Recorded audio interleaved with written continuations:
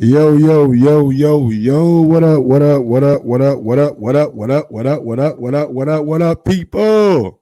Welcome back to another edition of Mike on Sports. I am your host. I go by the name of Mike Gross, man. Big ups to that 501 and that 317, man. Sorry, I ain't got my face on the screen. I'm pouring my drink right now, trying to get this Coca-Cola, you know what I'm saying? Put it in some ice.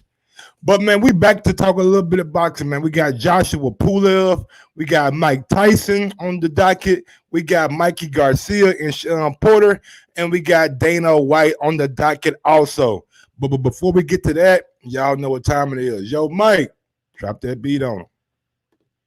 If I can find the motherfucking beat, you know what I'm saying? Maybe I need to find it first before I drop it on you guys. My bad.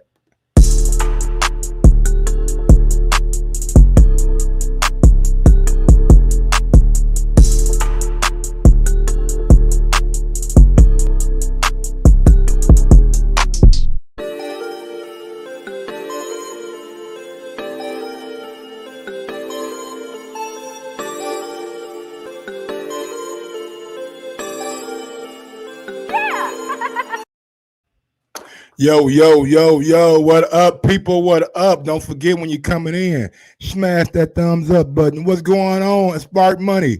What's going on, H Money? What's going on, Justin Trouble, Troy Graham, the fans corner? What's going on, Pimpin'? Man, we all up out here. And I got some special guests joining the show today. I got a fan favorite coming back on the show, man.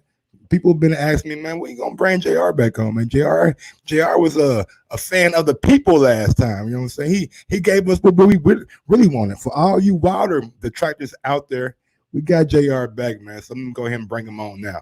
What's going, JR, man? How you living? Yo, what's good? It's Mike on Your mic Sports, on. man. All right, there we go. Yeah, what's up with What's you, going man? on, man? How you living? I can't call it, man. I can't call it, man. Just out here trying to talk a little bit boxing, man. Got a little bit Mike Tyson. We got some Dana White. We got some Joshua Pulev news. And Mikey Garcia mentioned Sean Porter's name out his mouth. Oh, okay, Mikey. But Yeah, man, how's man. everything going with you though, brother? Oh man, I'm all good. I'm like when you said you're gonna drop the beat on them, I was gonna be like fisticuffs and be like, turn my headphones up. You know what I'm saying? Ah, I like that. I like that. Real quick, man. I'm gonna give a big shout out to the fighters share last night, man, for having me on that podcast, bro. I really do appreciate it. I don't know where you can find that podcast at though, but if you look on YouTube, fighters share, I'm pretty sure they'll be on there. Those guys had me on last night for almost 2 hours, and we talked a little bit about boxing, a little bit about life, and a little bit about politics too. So big ups to those guys, and I appreciate you guys having me on your platform. But with that being said, man, let's go ahead and start with, I guess, what the news that been dominating like the day, like ever since this video came out, man. Ever since this video right here.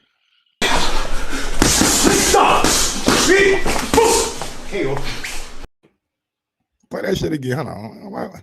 Play that shit again, man. I want people to see.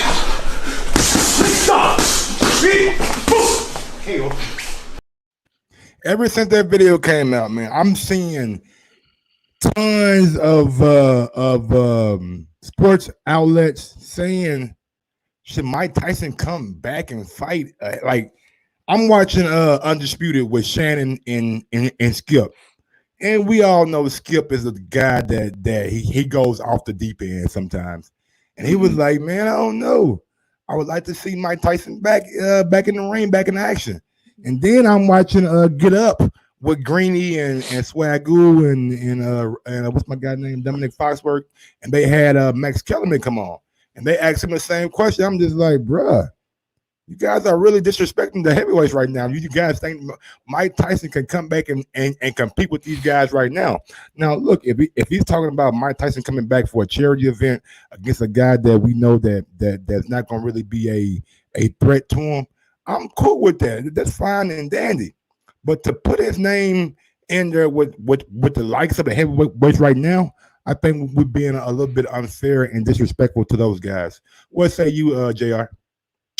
Well, I had spoke about it a little bit a couple of days ago with that particular video. That video is like 5 seconds long, and at the time of Sunday when I checked, his Twitter page, it was already at 8.5 million plays. Okay.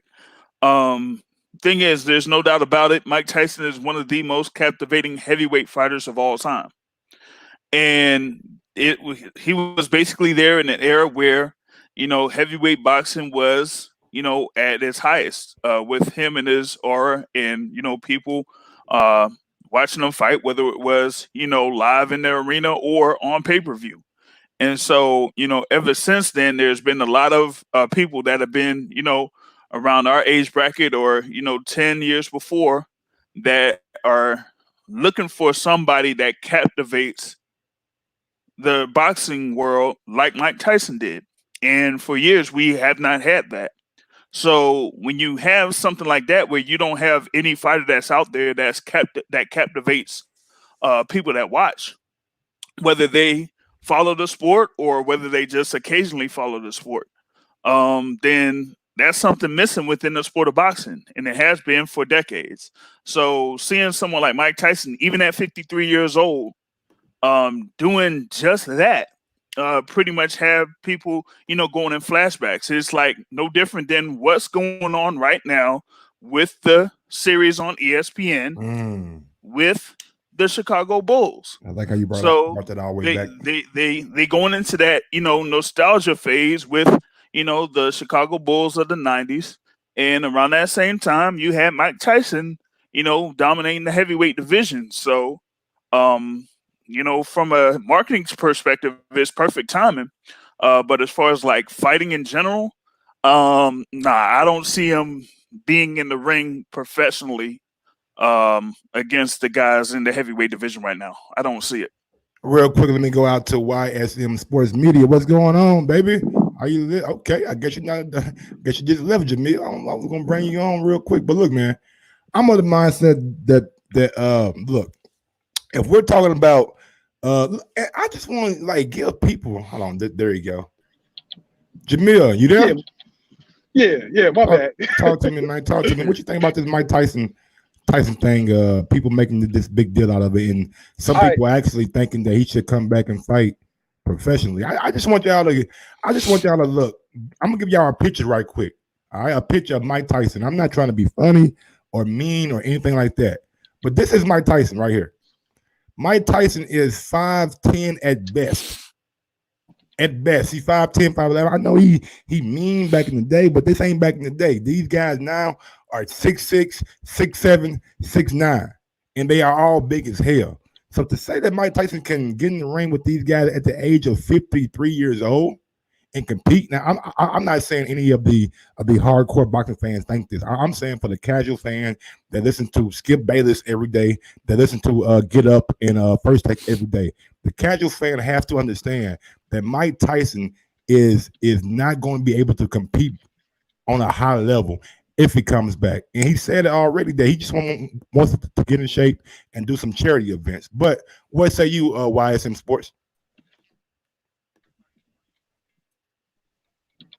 Go on once, Jamil. Man, I don't know what's going on with Jamil shit, man. He must be in a bad service area, man. But yeah, man, you cutting out. Try to come back in. I'm gonna kick you out. You just come back in. But anyway, man, I like the but let me get to the story right quick while we waiting on Jamil. It seems like somebody else seen that video down I guess in Australia or something, and they want to offer Mike $1 million to do a rematch with Danny Williams or some other guys that I never heard of. But with that being said, man, I'm like, first of all, you're starting kind of low. You know what I'm saying?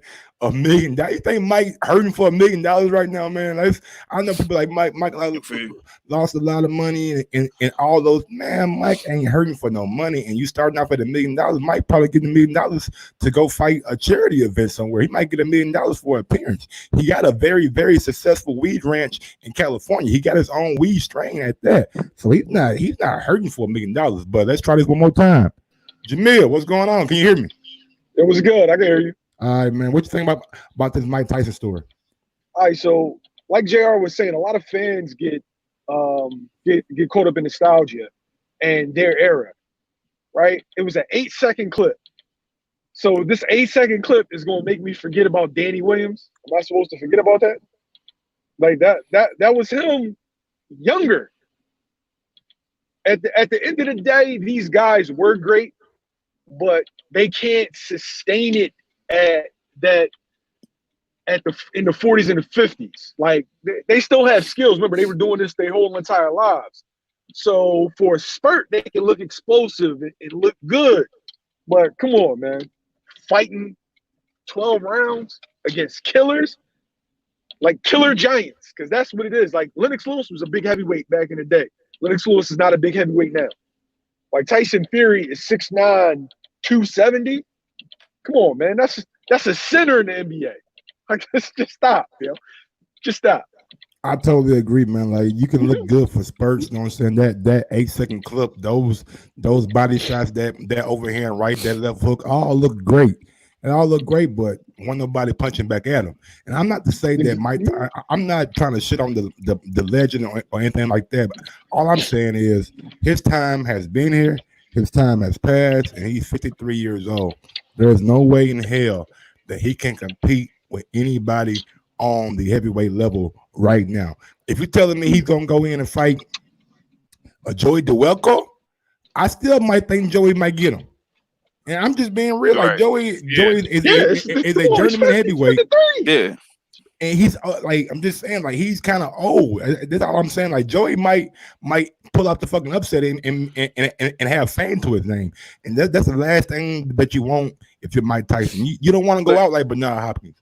You don't want a guy to make a name out of you that he'll never be forgotten in the sport of boxing. Like we'll never forget Joe Smith Jr. He knocked a Bernard out the fucking ring.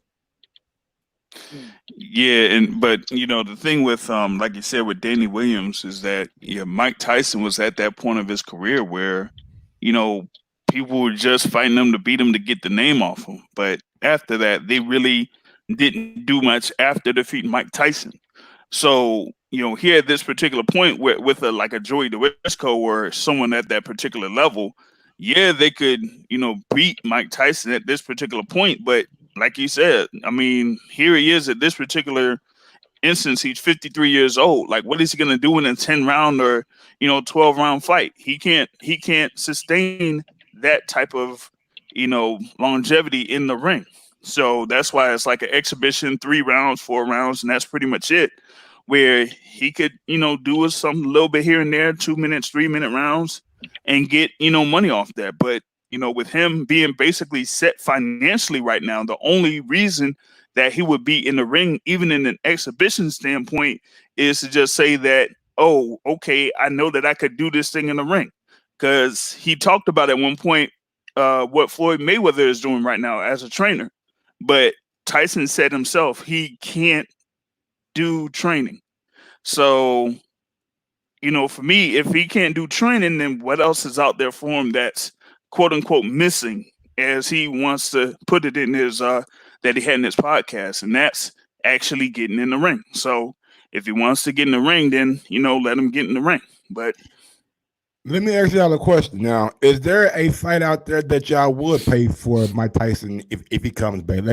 Let's say Mike Tyson versus Holyfield, Danny Williams, or even a Shannon the Cannon. Let's go, champ. Those 3 names, man. Which fight would lend y'all more to spend y'all money? Shannon, but the thing about it is that with Shannon, he kind of idolizes Mike. So, and they're both from the same area. So Briggs idolizes Mike. So I don't think that fight would kind of happen. I mean, if it's for charity, for charity, 8-round fight, both guys get a couple $100,000 in their pocket. You don't think that somebody would like the zone? Like, man, look, man, we seen the zone. The zone would try to get all over that. The zone would do anything. But the zone kind of is dropping the ball at this particular point for a specific other reason. But in this Whoa, case, whoa, for an whoa, whoa, exhibition, whoa. I mean, it's layers to this conversation. Let's go with that. You said the zone is dropping the ball right now for some other reason. I'm looking at the zone like, what can they do? Like, there's no boxing on, there's no combat sports on, there's no Bellator. So, like, what really can they do? Go ahead, JR, take it away.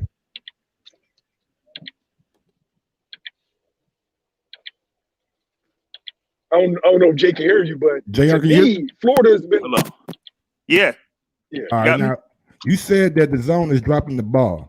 Yeah. Let me know how the zone is dropping the ball in your opinion.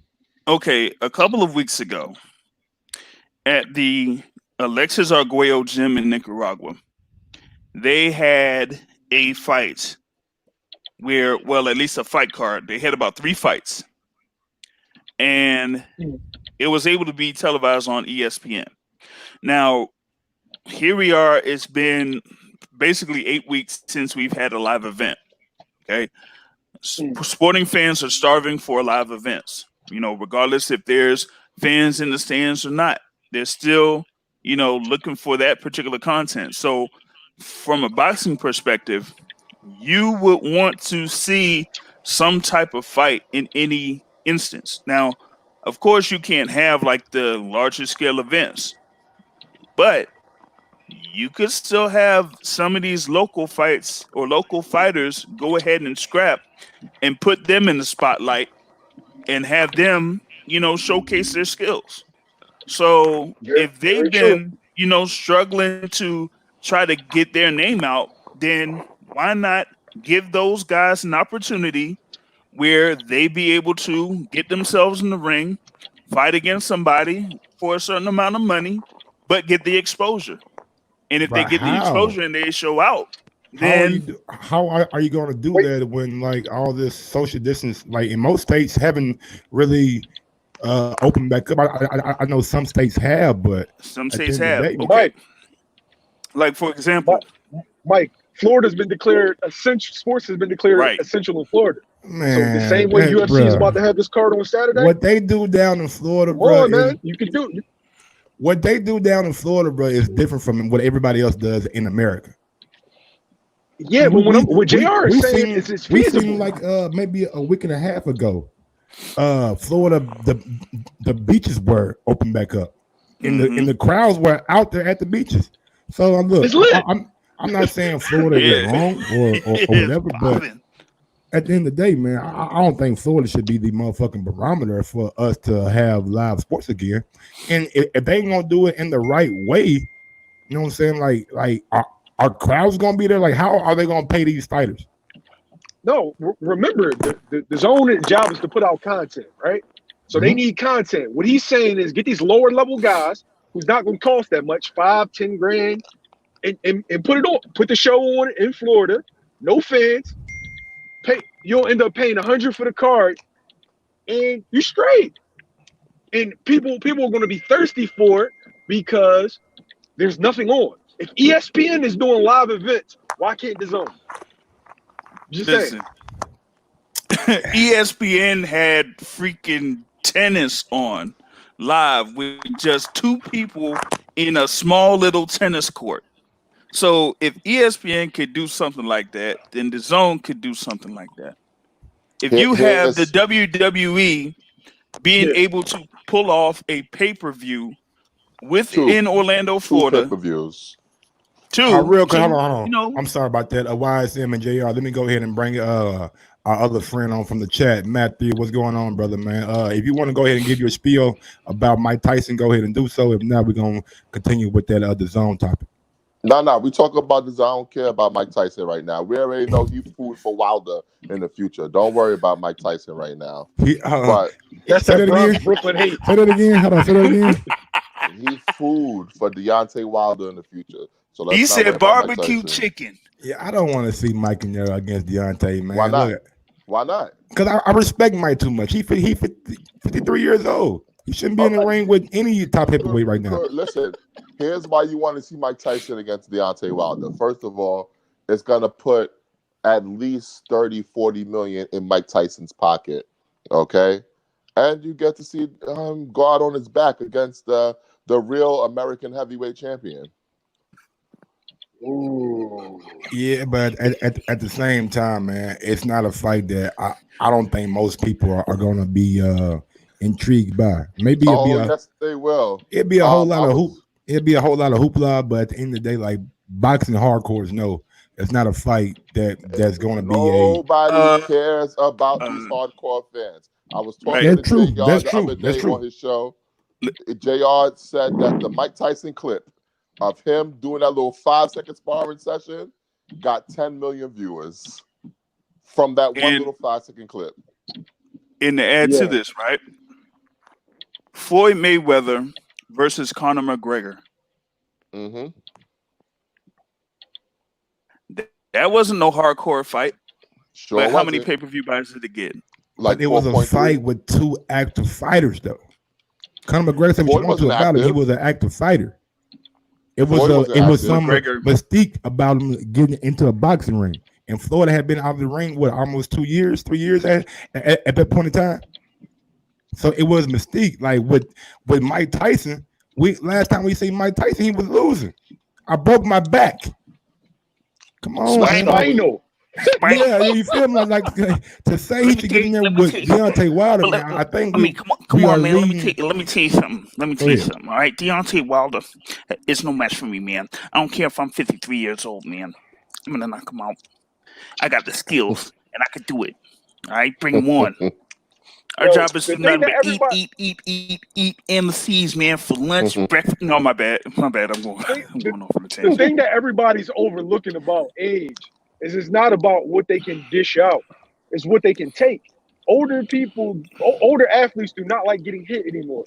Their body can't withstand the same punishment. All it's going to take is somebody hitting Mike with a 3-piece combo, and he going to be on a commercial for Geritol. Like let's keep it. He ain't got to worry about a combo from Wilder. Wilder can't throw a combo to save his life. But all it's gonna take we ain't gonna have no disrespect for Wilder on this show. All right, what's going on, baby?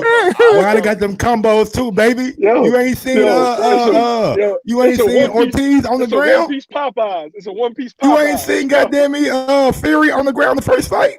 The right hand, left hook combination. He was done with the right hand. He gave him the left hook. Man, that left hook woke his ass back up. I just want y'all to see Mike Tyson, man. He is 5'10", man. I don't care if I'm 5'10". I don't care if he's 6'7", 6'9", or nothing. I'll still knock him out. Hey, man. I'm the baddest man on the planet.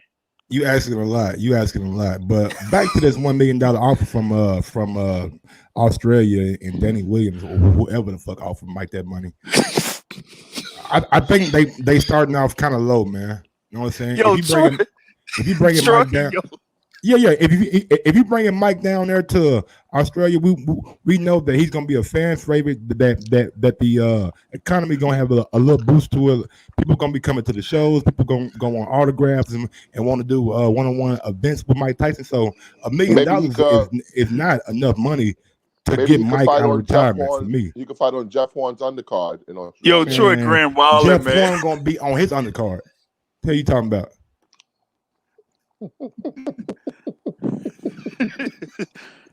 With that being said, man, anything else y'all want to talk about on this Mike Tyson topic before we move on?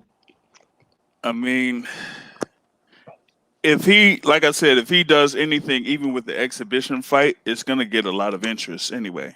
If you could have, about 10 million live viewers for the Chicago Bulls series documentary, then you could have a good amount of eyes watching Mike Tyson, whether it's exhibition or not. Are we just saying this because the quarantine right now and things like that going on? Let's just live in a world if everything was regular. But everything is not be regular. That much interest in a fight with Mike Tyson.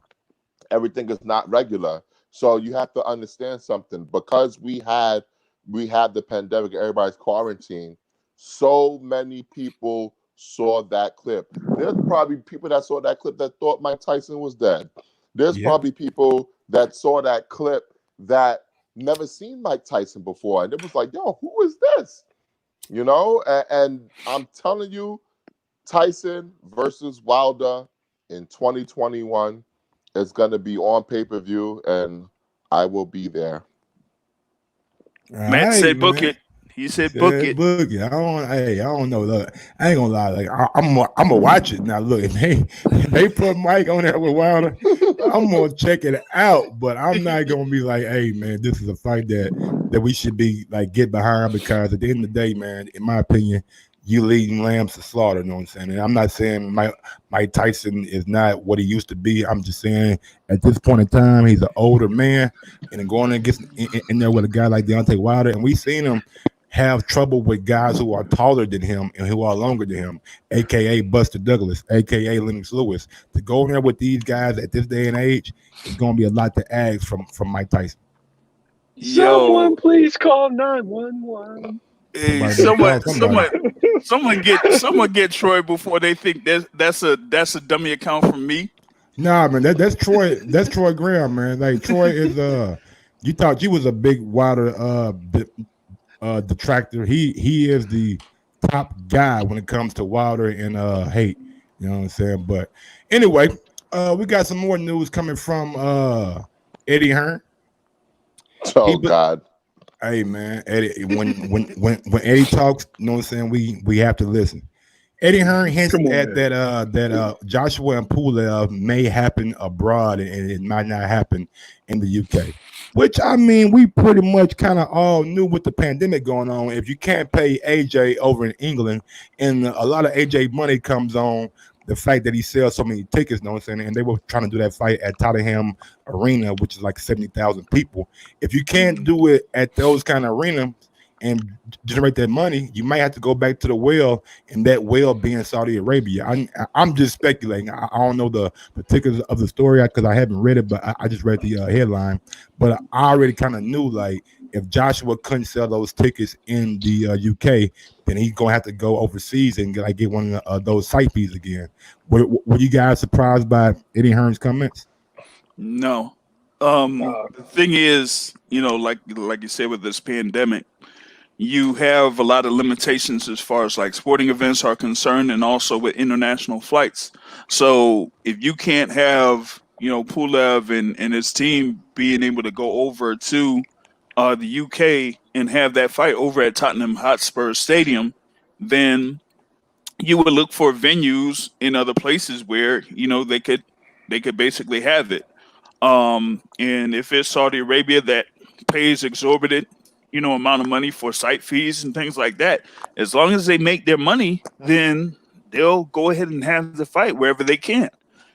So I mean, if they possibly have it in Saudi Arabia or somewhere else, then why not? But my thing is that they want to go ahead and try to get these fights done sooner rather than later, to potentially have an undisputed heavyweight championship fight within the next, oh shoot, I would say 8 months or so. Yeah, I would say But it just 12. depends on how things fall, because that you have a WBC mandatory due soon. You have, after this IBF mandatory, you have a WBO mandatory due. So they want to get those mandatories done and out of the way, sooner rather than later, so that they can try to have an undisputed heavyweight title fight.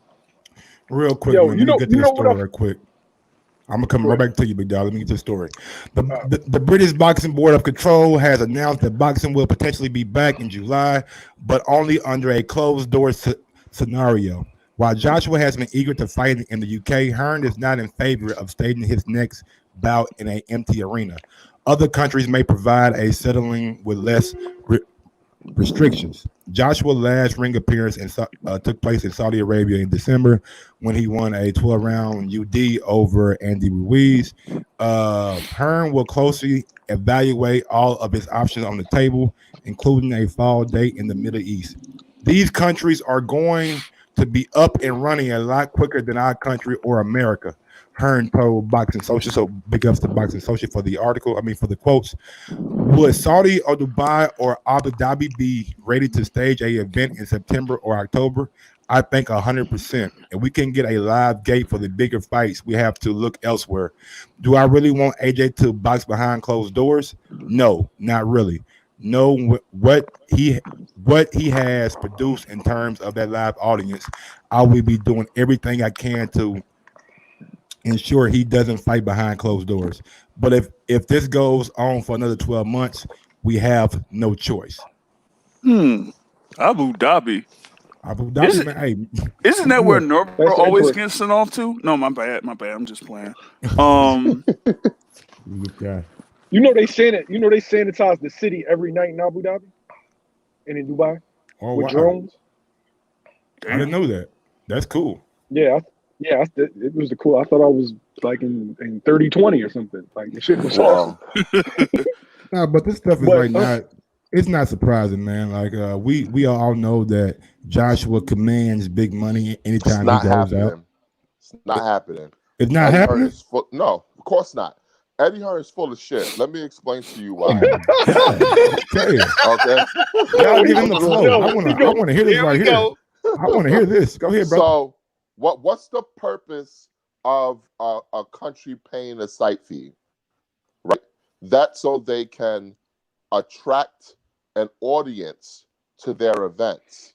You mean to tell me that you think that all these people from the UK are going to travel to Saudi Arabia or the UAE or Abu Dhabi? They're going to travel from there with this pandemic going on? I don't think so. I don't think it's about the people traveling though, brother. I think it's about so who's going to the fight? So who's going to pay? Who's going to pay for the tickets to go to the fight? The kings and queens put on private shit. Have you not seen Eddie Hearn do shows down in Monte Carlo? Ain't nobody in that. Ain't nobody in that goddamn audience, nigga. It's like it's about 10 kings and queens in that audience chilling. So Josh, we're gonna fight in front of the Saudi royal family. Is what you damn right he will. If they paying, he can. Here's the counter. Here's the counter to what you were saying, Matt. Mm-hmm. You're talking about these countries like Saudi Arabia and all that other stuff. But even before this whole thing with the pandemic, those countries had basically been under, the like level 2, not level 2, but like level 3. As far as like people not traveling there, travel restrictions. Yes. So it's like people basically have a risk in going to those countries anyway, regardless. So with this happening right now, it's not going to be that much different if they're able to travel out there. But still, if not, you still have those people that are there in Saudi Arabia that they will pay that money in order to see a fight of that magnitude. What's funny is that basic biology tells you, JR, that the hotter countries are the safest countries during a viral outbreak, being that, sunlight and high temperatures. But a lot of people will overlook that. But go ahead. Well, yeah, and they overlook that a virus don't travel, but that's a whole nother thing. You ain't gonna get into that. Shit. Matt, that's basic biology, Matt. Basic biology, but go ahead. Now, look, getting back to the concept and getting back to the idea, I don't think it's a bad idea, and I think it's more realistic than not. If they're offering to take the AJ salary, you know what I'm saying, for a fight or two, then I think Eddie Hearn is going to have to look at that. And I don't think it's going to be about them selling tickets. I really don't think those people over there really care about revenue as much as other countries do. Those guys have enough money to last them 3 or 4 or 5. But Eddie said he does. In the article that you read, Eddie was talking about the ticket revenue that he generates. Because he was talking about the ticket revenue over in the UK in America. If we can't get those guys out in front of real crowds, then we can't generate the ticket revenues to pay Joshua. It's just not feasible for Joshua to fight in those areas if they're not going to be selling tickets. Okay. Yeah. Yeah, but the thing with that, right? They're pushing like 2 different narratives, because one is, we're in talks with MTK Global about Pulev and Wilder, and, taking a step aside, and we have an NDA with a Middle Eastern country. Now you're talking about where Pulev. Yeah, YSM, you went Like, out. which one is it? I kind of get the gist of what you were saying, but at the end of the day, if you're a good promoter, you're gonna have more than one avenue open for your fighter, right or wrong. Eddie full of shit. True, again. but what I'm saying is, yeah, that's what I'm saying basically. It's full of Is one shit. moment you telling me about your plans for Joshua versus Pulev. Next moment you telling me that you got something going together with MC Clay Goldbull and Bro, the Middle East. Exactly. You guys It seems like you clout chasing because nobody cares about Joshua versus Pulev. Y'all don't understand how media works, bro. They're efficient, man. The reason they put that story about the NDA out there is to see how Wilder and Pulev's team is going to react in the public's eye. Listen, Jay-Z said it best. They know Wilder's not signing no fucking step aside money. Is it Uchi Wally or one mic? Okay, you got to decide on what you're doing, Eddie Hearn. Because first of all, Joshua and Fury can't be negotiating the fight anyway. Because why come they can't? I got 2 words why they can't. Torturous interference. Okay, Wilder and Fury has a contract on paper to fight next. A signed contract. I totally get that, brother. Then negotiate a contract to fight someone else next. That will tie you up in legal drama. I have the right to negotiate with anybody I want to. That's the part of me negotiating. Now you have the right to say no. Fuck that step aside money. I'm not taking it. But I still have to go to Wilder first. You can't go. Who said that they didn't go to Wilder first, brother? Shelly Finkel, Deontay Man, Wilder. I read a Shelly Finkel quote last week in the article that had me like, It gave me reason to fucking pause. It was like, until we get told otherwise, we're fighting Fury next. Who's gonna tell Shelly Finkel otherwise? Al Heyman. Hold on. Let me fish real quick. Why would Al Heyman tell him otherwise? Because an offer came in that we could not refuse. A step aside offer came in that we could not refuse. Period. And that's what Eddie Hearn and MTK Global is doing. They're fishing right now, man. They're trying to see is there any possibility in any way that we can get Wilder and pull up to take step aside money. It's too many moving parts with that, though. It's too many moving parts. It's because boxing. Who's gonna get the fight? The whole goddamn card be moving. No, listen, just listen to me. Okay, so Wilder, first off, Wilder is going to take a lot. That's a lot of bread for him to step aside. I said 8 figures. Okay, right. So JR, tell him how much I told you it's gonna take for Wilder to step aside. Let me hold on. Let me go through this thing here with Wilder. Okay. Yeah. And I've said this before. Okay. 2014. When it was a possibility. Oh my God! Don't start, man. Don't start, man. He said at least 10 million to step aside for his fight against Arum. He just got 20 to 25 million to fight Tyson Fury. Okay, you're going to need at least 25 to 30 million for him to step aside. No, not that much. Not that much. I would say, come on, bro. I would say at least 50. I would say at least 50%. But the problem is going to come in at 50% of what? 50% of what he would get against Tyson Fury. Man, y'all guys are smoking, my nigga. No way. Go, Matt, go ahead. No, Matt, go ahead and tell them how much money. If they come with 10 million, bro, they're gonna be like, all right, man, we can do that. This is how much it's gonna take for Deontay Wilder to step aside. Okay, you remember when Wilder made an offer to Joshua? Okay, and first they tried to act like they ain't get it. Then they confirmed that they got it. Then you got to show proof of funds. So guess what? I want $50 million.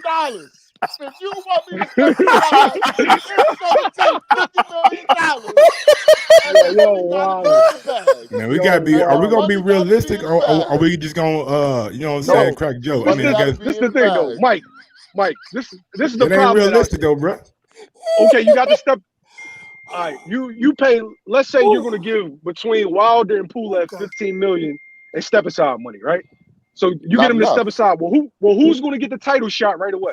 That's where the issue's going to come at. That's going to be the biggest get the title shot. Exactly. So it's not feasible. Yeah. Bob stands to make more by having Pulev and Fury fight separately than going straight with the Fury Joshua fight. That's and number one. And here's to piggyback off of what Jamil said, not only who's going to get the title shot first, don't forget the Usyk mandatory is due, and then the Dillian White mandatory is due also. Thank That is you. true. There's no way. And you Thank know, you. oh yeah, and the There's IBF no doesn't way. care. The Thank IBF you. doesn't care what you sign, or they'll strip your ass. Exactly. Yeah, In a Daryl heartbeat. Peoples, So, yeah, Daryl it's too many Peoples moving and the parts. IBF do not play when it comes to mandatories. They do not Nah. play. You got to go through that mandatory. That's number one. They'll tell Jesus he got a And- mandatory. Yep, They don't care. exactly. And then, like you said, with Dylan White, he is due a fight, or at least a fight scheduled by February of 2021. So where is Deontay Wilder going to get that title shot against the winner of Fury versus Joshua? It's not going to happen. He's not really a mandatory. So the only thing that he has right now is that rematch against Tyson Fury. That's it.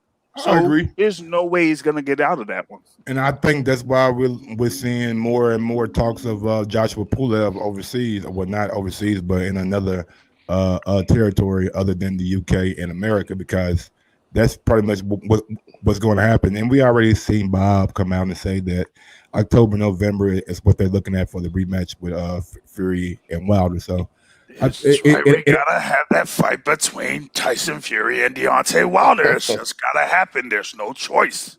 let's get on to some other shit, man. Something that I'm shocked about, man. Honestly, I'm just shocked about, like, why is he continuing to like want to be at 147? I don't understand it. Like Mikey Garcia, he says a fight with him and Sean Porter would be a terrific fight. Fans would love it. Mikey. Wait, what's wrong with that? What's wrong with that? He just literally struggled with Jesse Vargas. Well, Okay, I don't understand. What's the problem? Yeah, I think Sean Porter would walk the dog with Jesse Vargas. He fought Errol Spence. Did not win one round against Errol Spence. You cannot say that Sean Porter was not in that fight against Errol Spence all the way throughout the whole 12 rounds. He won 4 rounds. Bruh, get out of here, man. He won 4 rounds. Yeah. All right. Here's the thing with Mikey Garcia. Earl won 4 rounds. You're right. Earl probably did win 4 rounds. You're right. Oh, stop it. I mean, shit, the way he was punching the man in the motherfucking dick the whole fight here. Yeah, he won 4 rounds. Somebody lost the fight, man. Oh, at the time. Big shots. It be like that sometimes. Well, now it's Yo, where my okay. steak at? Now it's okay.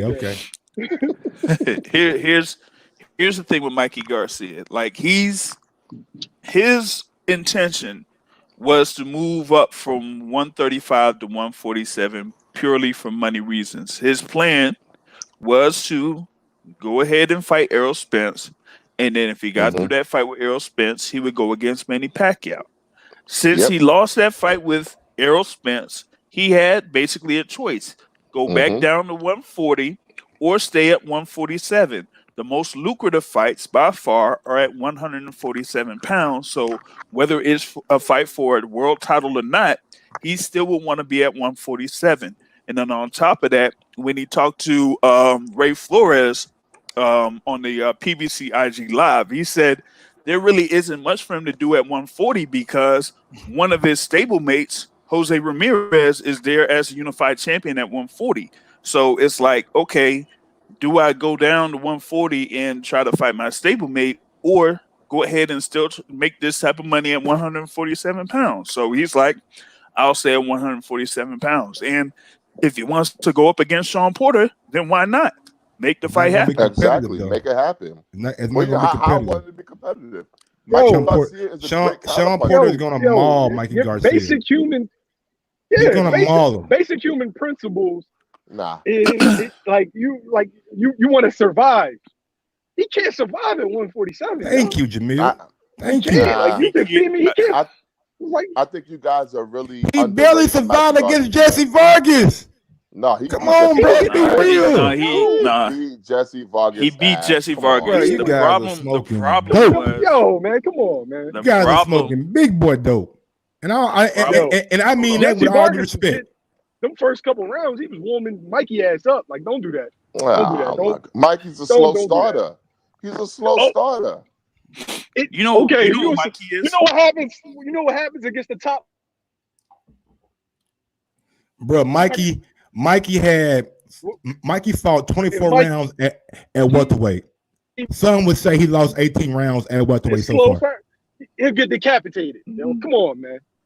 That's it. No, he won Here's that what fight. you He won that guys. fight against Yeah, he won Vargas. it easily. Some would say he lost 18 rounds at welterweight so far out of 24. Anyone who think that don't know shit about boxing. I don't know a goddamn thing, and I'm always right about upset picks and about boxing picks. Let me tell you something. He won that fight against Rick the Martel Martel over at the Star in Frisco. Okay. Oh my god. So he gets knocked down. Jesse Vargas looks like Alejandro Jimenez. Oh That's God, no! Yo, you gonna get this show banned, man. You gotta stop that I don't even know how she got on there. Yeah. Oh God. With that being said, man, I just really don't see Mikey competing against Sean Porter. So then who should Mikey Garcia wait. All right, hold on, time out. So Mikey Garcia, right? If I'm not mistaken, did he fight Adrian Broner? Yes, he did. Yes. He beat his ass. They did. Okay. At 140.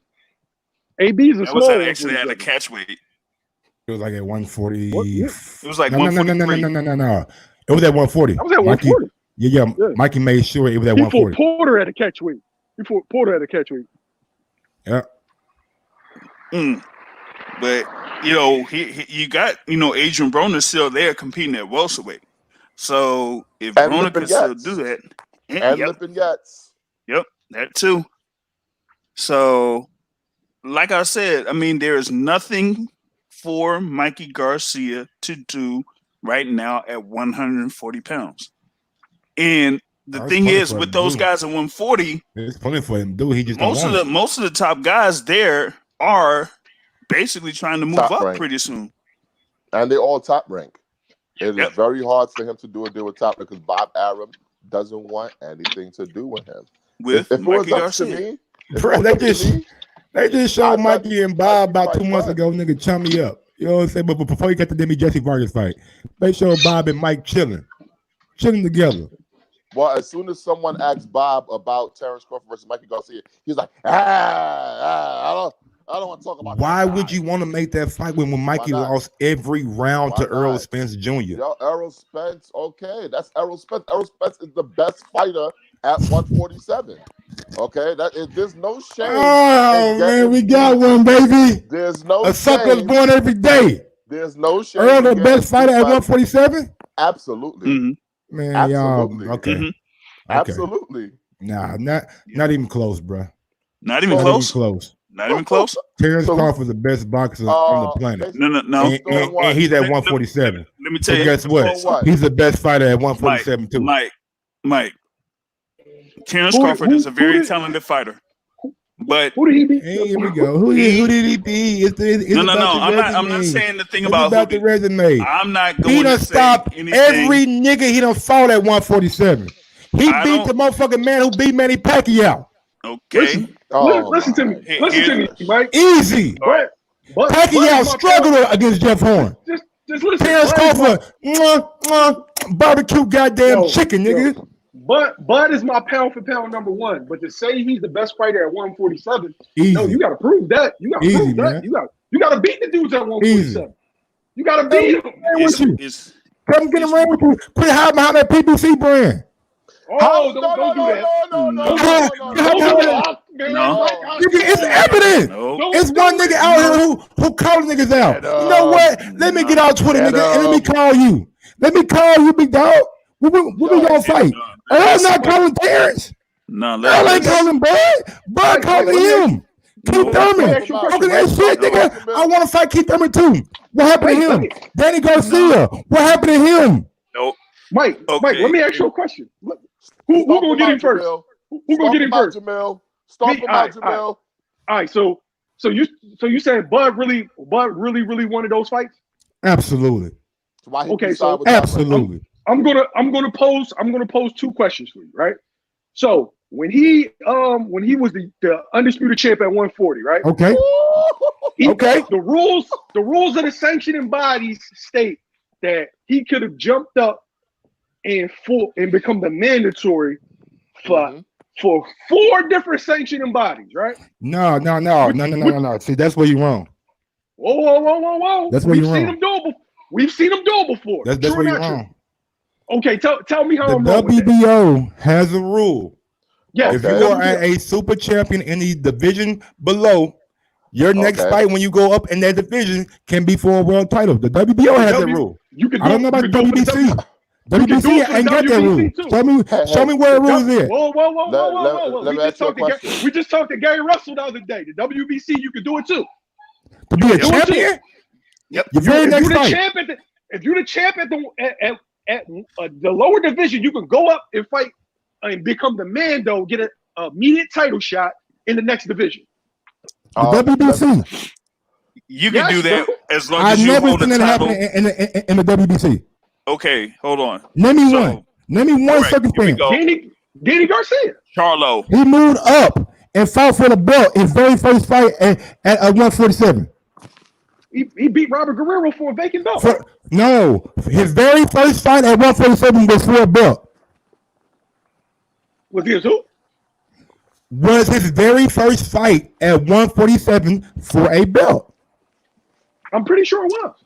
No, now you're pretty sure. I'm pretty sure it was. Facts, bro. Let me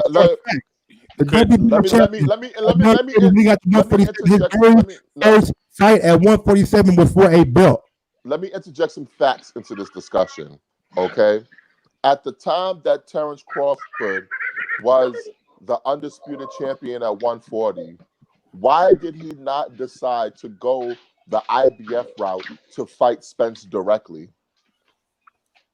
That was going to be the... When you're the super champion at the WBO, you fight for the belt the very next fight. And let me finish. Okay. You do?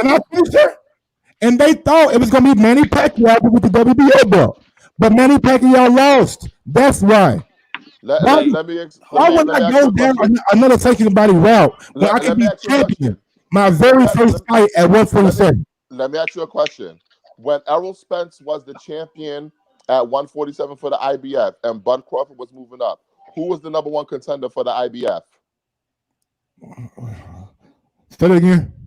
When Crawford moved up and Spence was champion for the IBF, who was the number one contender for the IBF belt at 147? I have no idea. Nobody. It was vacant. Let me ask you a question. Who was the number two? Who was the number two contender? Ocampos? No, nobody. It was vacant. Ocampo was number 3 in the IBF. Get to your point. Crawford, if he would have moved up in the IBF rankings, he would have been able to fight Ocampo in his first fight. My nigga, are you not? Are we smart here or not? Yo, why would I move up to fight a nigga for a mandatory position when I can move up and fight for a belt my very first fight? That's because what does a belt mean if you're not beating the top guys? Yeah, who gives a fuck about the belt?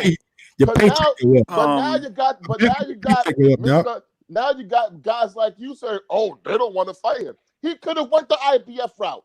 He could have went the WBC route. He could have went the WBC route. He chose the EC not make the fight now. He chose the EC make the fight now.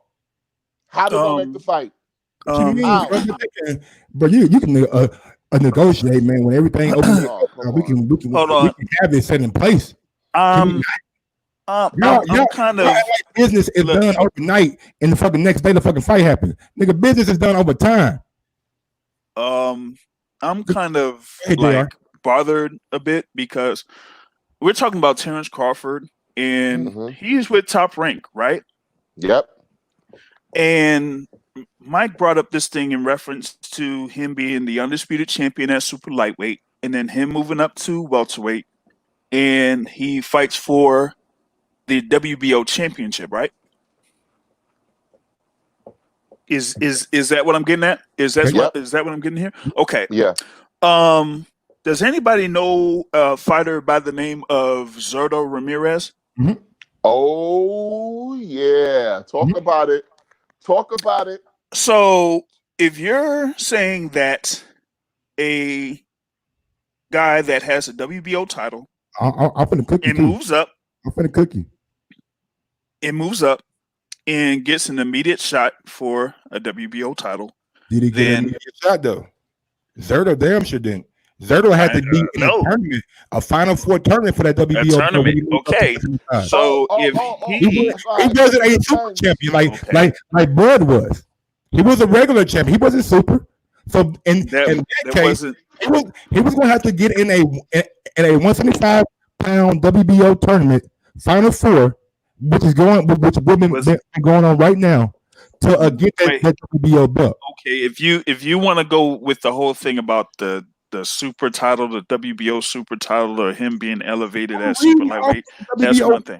Okay, here's the other thing. Right? If you're a super champion in the WBO and you move up, you have a right to fight for the belt.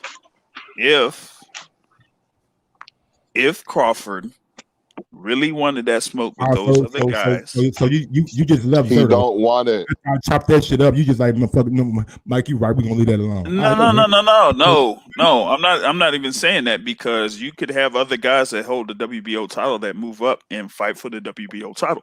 But you have Billy Joe Saunders, who didn't even have a title. He got stripped for failing a drug test, and he was able to get a title shot in his first fight at super middleweight. At super middleweight. Yes, at super middleweight. Let me go. On top of that, it was his first fight. It was his second fight, bro. It was his first fight. And he fought somebody that I don't even know how he got the belt. I'm not a fan of that either. I don't know how Billy Joe even was able to fail a drug test, then go get another belt. I don't know. Okay, why did Terrence Crawford re-up on this deal with Top Rank years before it expired, or was going to expire? His original contract was going to end this summer, and he re-upped on that deal in 2018. He signed a 5-year deal with 2 years left. Nah, bro. See, that's what y'all heard of when Bob Arum said he got a lifetime contract. According to my sources and what Bomac has been telling me, Crawford's deal is up in the beginning of 2021. What the fuck does Bomac know? He doesn't even act like his manager. Bomac, he's the manager, my nigga. He's supposed to be, but he don't act like it, because if hey Mike, Mike, you never even let me finish my point though, Mike. Inside of these meetings, I'm not with him. I don't know how he acts. So to say he's not a manager is like you just saying some shit that you don't know nothing about. Matt, let me get him real fast. So, Mike, when we was talking about the WBC, right? And him, what's up, bro? Go ahead. And all right, so he's going to go up from 140 to 147, right? So Jeff Horn is the champ at the WBO. Errol Spence is the champ in the IBF, right? Keith Thurman had just vacated the WBC and he's the champ of the WBA. You telling me that he couldn't get that he couldn't fight for the vacant title that Danny Garcia and Sean Porter fought for? Because Lomachenko and Gary Russell fought for vacant belt. I think you telling me he couldn't go that route being the champ at 140? Finish. Get him. By that time. Are you telling me he couldn't do that? No. He chose the in-house fight. By that time, he was already against the weakest opponent. By the time Sean Porter and Danny Garcia fought for that belt, he was already champion. No, I think you need to check. I think you need to check your dates. I'm more than sure, my nigga. I'm more than sure about that. Nope. Nope. Let me ask you a question, Mike. Why is it Terrence Crawford is having such a hard time accepting his financial position against one of the PBC welterweights so that they it's can a super fight, man? Is it really a super fight? Based upon what? Unless you're for what? Even Canelo, because Canelo only gave Canelo like 45%. I don't see anything where it says that Terrence Crawford was the WBO super champion at super lightweight. All you gotta go do is this right here. Look at when Terrence Crawford became champion at 147 on box rec, and look at when Sean Porter fought Danny Garcia, and that'll tell you right there. You ain't got to do all this damn hard research. Just go to box rec. Hey, Okay. it's so easy. How long? Mike, are you gonna apologize? I will. If I'm wrong, I will apologize. What's the date that became WBO 147? When Danny Garcia and Sean Porter fought, that was in September 8th, 2018 at the Barclays Center. Oh, yeah. You know? 2018. Okay. Yeah. All right. When Crawford fought Jeff Horn, that was in June of 2018. Now, who's coming first? Wait. Just wait. Just wait. Just wait. Okay, now, so he fought Julius Andango at 2017 in August, right? Okay. Mm-hmm. True? Okay, so it was basically a whole year. Just hear me out. Basically, a whole year went by. Okay. He had already chose his path, is what I'm saying to you, Mike. Exactly. He could have moved up and challenged I'm telling you, he didn't even look at the other options. You're telling me keep them vacate together in June, July. Go find an article. He didn't vacate together in June or July. What are y'all talking about? God damn. You guys get on here and you guys swear that Terrence Crawford is not doing. Actually, he vacated in April, but that's but who's counting? Who's counting, right? But he was scheduled to fight in April, right or wrong. Hold that L, now with a hand injury in April. So if my fight was scheduled to take place in April and you vacated April, that means before you even vacated, I had plans on fighting Jeff Horn while you were still champion. He planned on fighting Jeff Horn from the beginning, and that's the fact of the matter. That's what I'm saying to you, Mike. Be Jeff Horn. Can we all admit that? It was always going to be an in-house fight, Mike. Nobody gives a fuck about Jeff Horn, man. Damn, who cares about Joe Horn? As Stephen A. would say, Joe Horn. Nobody cares about that guy, man. He did what Keith Thurman couldn't. Where you from again, Florida? Listen, he should have went after. He did what Keith Thurman couldn't. Look, it's interesting that you talk about Thurman giving up that WBC title. He still held the WBA title, so he vacated the WBC. No, the WBA don't mandate mandatories. Can we get past that? Okay, so but still. With him vacating the WBC, he want to do, but still, even though they don't mandate mandatories, but still, all right, go ahead. No, we're talking about Terrence Crawford, and Terrence Crawford had that choice to fight whoever he basically wanted at welterweight. Can't wait to be in the group chat and see all you motherfuckers' faces when Terrence Crawford beat the shit out of motherfucking Errol Spence. I want all. No, he's not. No, I know. If you hear my voice right now, Mike, remember these three guys. I'm telling you. Mike, I'm a Terrence Crawford fan, Mike. I think Terrence Crawford's going to beat Errol Spence. I'm giving you real shit. He could have chose any of those sanctioned bodies. He chose the WBO because it's an in-house fight. So don't tell me that you can't make these fights happen, man. I just debunked it for you. You didn't debunk anything. Errol Spence. Terrence Crawford. He's going to beat Terrence Crawford. What we know is that the IBF had the number 1 and 2 spots vacant. Terrence Crawford could have slid right up in there if he wanted to. Yes, he could have. Okay, man. Yes, he could have. But he's a champion. Let me ask you a question. If that's the case, why didn't Jamal Charlo just slide in there? Why did he go to the WBC route? Because Al Heyman has a better relationship with Mauricio Sulaiman. Out of here, man. He don't lean on Al Heyman. So here's what it is. Bob Arum got a better motherfucking thing going with WBO then. Mike, let me tell you. You gonna do it like that? Mike, let me tell you something. There's precedence with an IBF champion moving up and immediately challenging another champion. Do you remember? He didn't challenge a champion. He fought a dude with fucking one leg to get a fucking mandatory position. That's what happened. Kell Brook versus Triple G. I'm talking about Jamal Charlo, who was the IBF champion at 154. Why did he not fight for the IBF belt at 160? Let's talk about precedence. Kell Brook was the IBF champion at welterweight. The IBF allowed him to move up 2 divisions to fight Triple G, who was the IBF champion at middleweight. They did not allow him. Eddie Hearn had to file a exemption for that fight. Oh my God! They had to file out for an exemption for that fight. They didn't have to accept him as an opponent. They accepted him as an opponent because he was the IBF champion. Did they accept Baines Martirosian as an opponent? Exactly. He won the champion. Exactly. And he had been off. No. They didn't accept Jaime Munguia, but they did Banez. They didn't accept Martirosian either.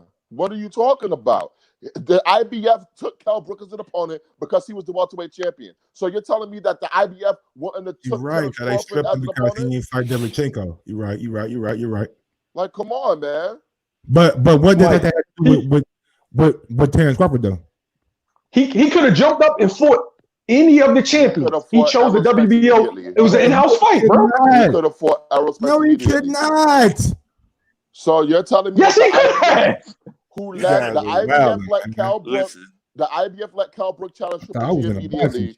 But you're telling me that they wouldn't let Terrence Crawford challenge Errol Spence immediately? Come on, man. You just want to make excuses for Terrence Crawford. That's all. You're making excuses. I got some reinforcements. Hey, people watching y'all right now. Spence will defeat Crawford. I didn't know this one gonna turn into a 10 Crawford show, man. But look, anything else y'all want to say about Mikey Garcia and Sean Porter? No, we back to Bud. It's man. A great. Listen, Mikey just want that money. Let's get back to Bud Crawford. All right, let's get back to Bud. Let me get to this last story right quick, then we can hop back on Bud. Okay. Dana White, man, comes out and he rebuts what Bob Arum has been saying about him in the media. The story goes, the UFC president Dana White has verbally unloaded in the direction of top-ranked CEO Bob Arum. In a recent interview with Boxing Scene, Arum gave his take on White's decision to schedule several events in the month of May while the country is dealing with the ongoing pandemic. Here we go. All right, let's get to Dana White. Let me see. Here we go. White, in response to the statements on Boxing Scene, claimed Arum is taking shots at the UFC because Top Rank is facing financial issues, which is not far-fetched from any boxing promoter at this point in time. Listen, I think by now everybody realizes that Bob Arum is a dickhead. This guy has been talking shit about the UFC and for me for 20 years. He's fucking bankrupt. This guy, he's bankrupt. Of course, you don't want to put fights on. You can't afford to put fights on. You fucking jack off. You've been in this thing your whole life and have completely destroyed the business and the sport. Congratulations, Bob Arum. You're brilliant.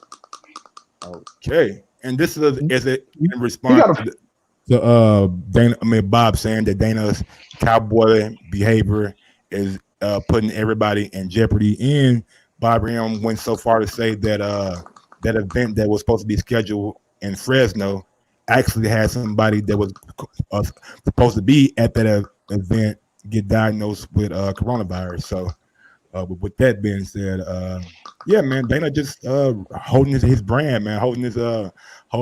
You know what I'm saying? So I can't get mad at a guy for defending against what people have been saying about you. I mean, that's Dana White. He's, one of the most outspoken, guys out there in the sporting game. So, I mean, he's gonna talk trash to, basically anybody.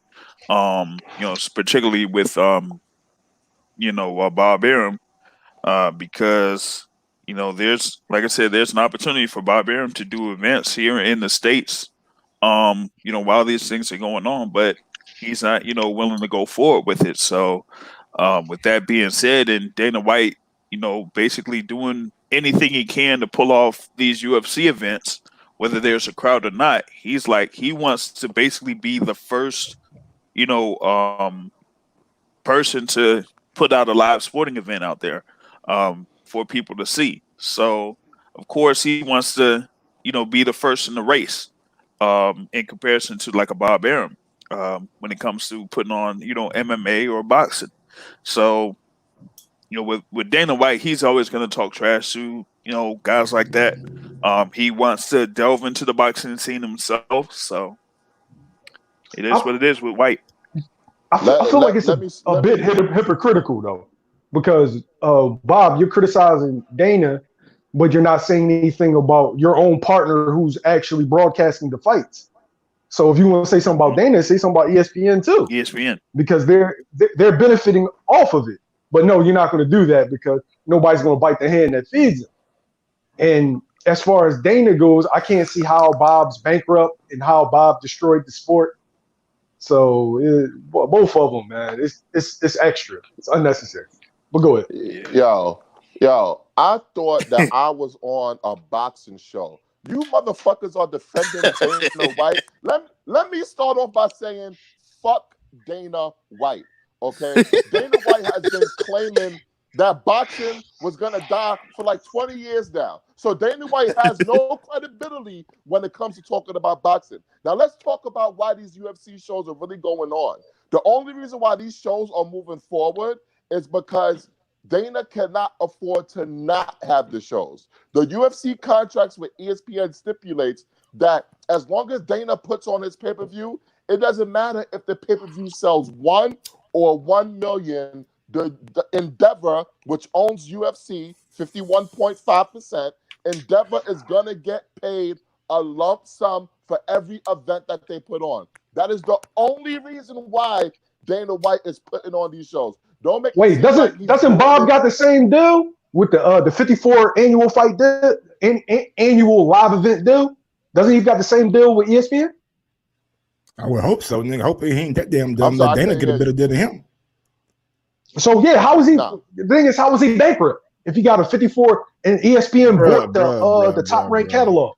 Dana doesn't like anybody, man. Like, he don't like Oscar De La Hoya. He loves Al Heyman. You know what I'm saying? Like, those guys do good business together. But as far as Bob and like Oscar, like, they don't give two shits about those guys. Listen, let me ask you a question. When's the first event for Zuffa Boxing? Because I remember whenever Floyd fight, whenever Floyd come back and fight, that's when the first event gonna be. Mike Coppinger posted the war room where all the magic was happening for Zuffa Boxing. Okay, Dana White was supposed to make this grand announcement about Zuffa Boxing. I remember fucking Rick Glazer was talking about the PBC is gonna be sold, and Dana White is gonna be the headman for the PBC when it's sold. Yep. What happened to that? Everybody always talk about all this shit that Dana is. You've been glazed. If you rely on Rick Glazer for information about anything, I think you should. Listen. People ran with it, but people ran with it. And they did. They really did. Where we interviewed Rick Glazer one time, 5 minutes into the interview, and you could tell he was full of shit.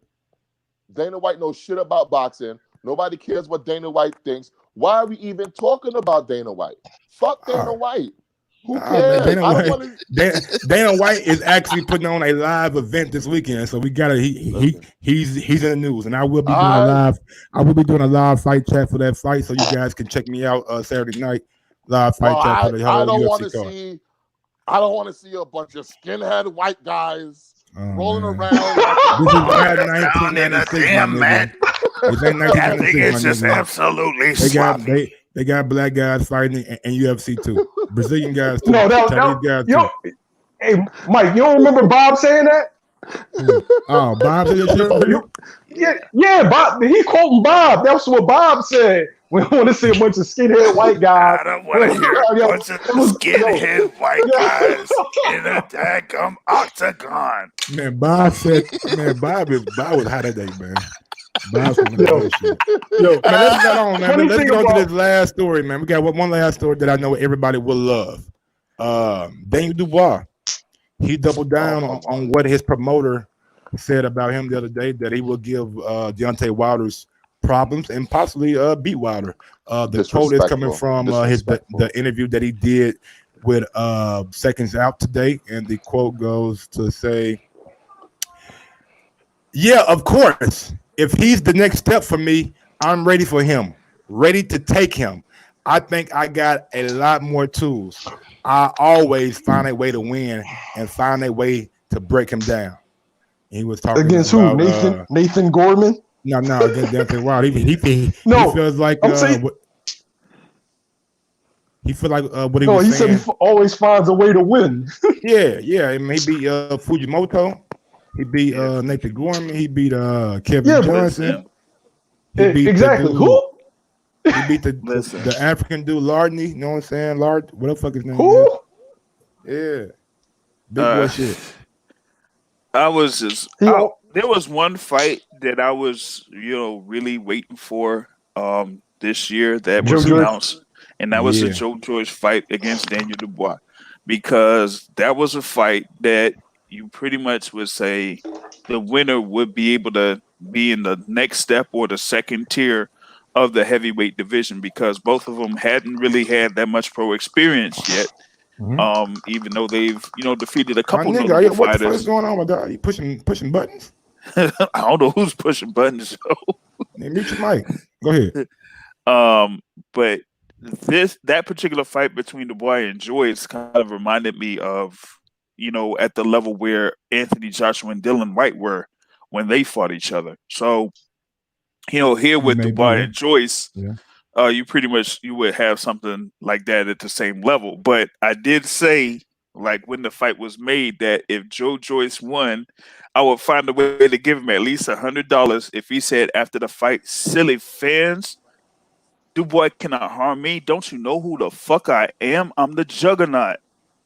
I would have given him $100 for him to say that shit. So, but as far as him against Wilder, he's not ready for Wilder yet. He's not. Straight up, he's not. Yeah, I don't think he's ready for Wilder either. You know what I'm saying? But it's nice to see that he has the confidence in himself to put it out there. Even though I don't believe that he can beat Wilder, and I think he's a couple years away from even being on that level to think that he can get in the ring with the likes of Wilder or Joshua or Fury right now. Those three guys are head and shoulders above everybody else to me, in my opinion. Maybe Dylan White can be the back half of that, but honestly, Daniel Dubois was going to show me a lot against Joe Joyce, because I really wasn't a big fan of Joe Joyce. Like, he showed me what he had when he couldn't really get a out of shape, slow Bermain Stavern out of there in 2-3 rounds.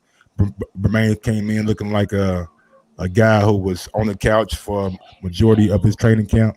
So with that being said, he really didn't show me a lot. And every time he fights, it's like I've seen his punches coming like last week or some shit. Like they are incredibly slow.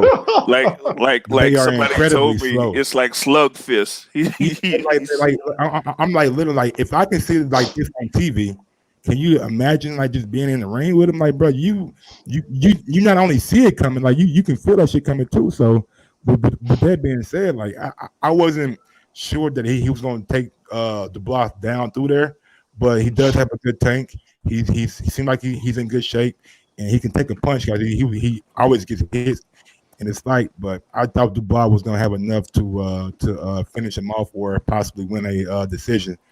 With that being said, man, I'm looking forward towards November now. Hopefully that fight gets off the ground in November, and they can have like a stadium, well, not a stadium, but a crowd. Because Frank Warren said if that fight is not in front of a crowd, then he's not going to put it on.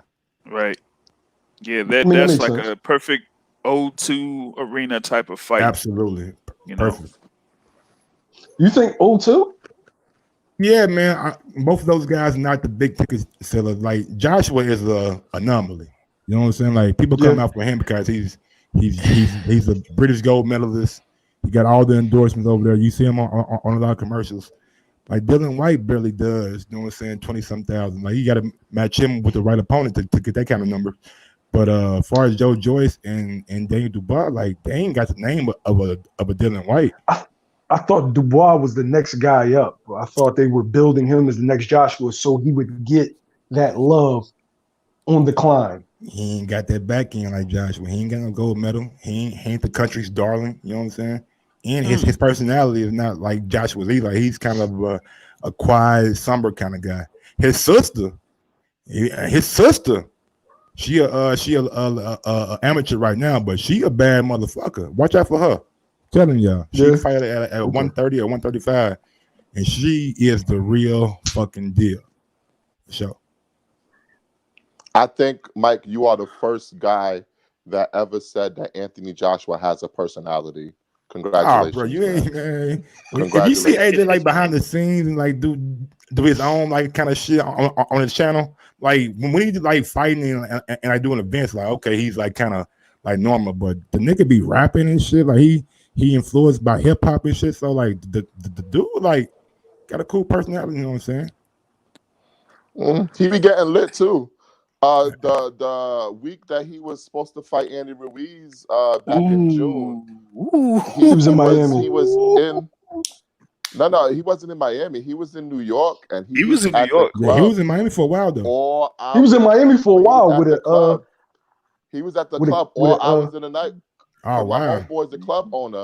My homeboy's the club owner. So he told me, yo, this nigga Anthony Joshua is at the club literally till 4 a.m. every single night, lit. Them New York clubs to get you, man. Yeah, I wasn't surprised when Ruiz beat his ass up. Hey, I'm telling you, when I saw him at Pier 40, that you know the day of the fight, man, he wasn't 100% responsive. So and he was there for what, another week after the fight, man. Yeah.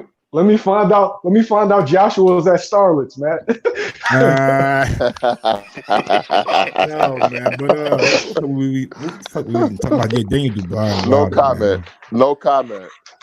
I just think that Frank Warren was being a little bit overeager, you know what I'm saying? Trying to put his guy number Wilder right now. Yeah, but the thing with Frank Warren that I like kind of like criticize with him is that he does bring a lot of his guys very slow when it comes to building up. So when I saw like when he put in who was it against Kovalev? Yeah, Anthony Lard, against Kovalev, like I was pretty surprised at that. So now it's like here you are, you have Daniel Dubois at this particular point of his career now going slowly up the ranks, but getting somebody like a Joe Joyce that's pretty much around his same level. And I'm like, for me, that's like the fight that I was like very interested in, because it's like, do you really know like who's going to really win? Like, I mean, it might not be like a 50-50 fight, but it's something close to that level to where you're like, okay, they're at their point of their careers where it's like, if they fight this particular guy, we'll see what they're really made of. And so that's why I wanted to see that fight. Yeah. To me, Dubois needs to know his role and shut his mouth. He should not even speak. He should not speak Deontay Wilder's name, because I guarantee you, if that day comes when Dubois fights Wilder, these will be his famous last words. So if I was him, I would just shut up. Don't buck up that tree. Okay? Don't do that. Don't. At the end of the day, it's good promotion.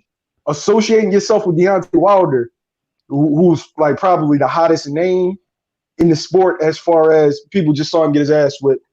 Everybody know, like his name's on everybody's lips. So associating the next guy up with him was a good move. But we know they're not going to do it. Nothing about what Frank Warren has done leads you to believe that he's going to put Wilder in the ring with Dubois within the next 2 to 3 years. Now look, man, I was going to come on here today and I was going to be the antagonist and say, oh, he should never talk about Wilder like that. He's not even on the level, but I'm glad you guys are doing it for me, so I'm going to go ahead and give my real opinion about it. At the end of the day, man, I think if you ask any boxer in the sport, in the game, about any champion, them seeing themselves going against that champion or former champion, they gonna say, yeah, I can take him. You know what I'm saying? I'm better than him. You know what I'm saying? I can find a way to knock him out. So it's good to see that Daniel Dubois is staying true to that, and like hopefully it's not fake confidence. You know what I'm saying? I don't think it is, because the young man has been showing some good skills over his first couple years in the game. But at the end of the day, do I think he's ready for Deontay Wilder right now? Absolutely not. But if you're Frank, if you're him, keep on talking. Dubois just fought. He just fought a junior middleweight. Like, what are we even talking about? He fought a junior middleweight. What are we talking about? It's levels to this boxing shit, man. But that's it for the topics, man. Right. If y'all want to give out any kind of social media, man, y'all go ahead and do that right now. Shout out to Michael on Sports for this live. I have the Boxing Source on YouTube. So y'all could subscribe or watch the videos on that channel. But big up to Michael on Sports, man. Big ups to you. Yeah, definitely. Thanks for having me on, man. I've been trying to get out with you for a while. Jamil Parker, YSM Sports Media, on YouTube, Facebook, and Instagram. Get at me. Nobody likes the Rumor Report, though. Don't watch that. Horrible. Extremely biased. You got it wild, boy. Well, listen, I ain't come on here to promote shit. I just came on here to talk shit. Don't look for me. I'll find y'all when I'm ready to drop unexpectedly like bird shit. In the let me find out, nigga. You really Uncle Murder and shit, man. You sound just like Uncle Murder, my nigga. Let me find out, nigga. You really Uncle Murder, my homie, for real. All them New York niggas sounded like. I swear to God, he sounds just like Uncle Murder, bro. They made on the assembly line. Like all of them sound the same. Whoa, man. Whoa. Y'all already know what it is with me, man. Follow me on IG at Gross1911 or on Twitter at Gross2312. And y'all know how I do. Yo, Mike, drop that beat on him.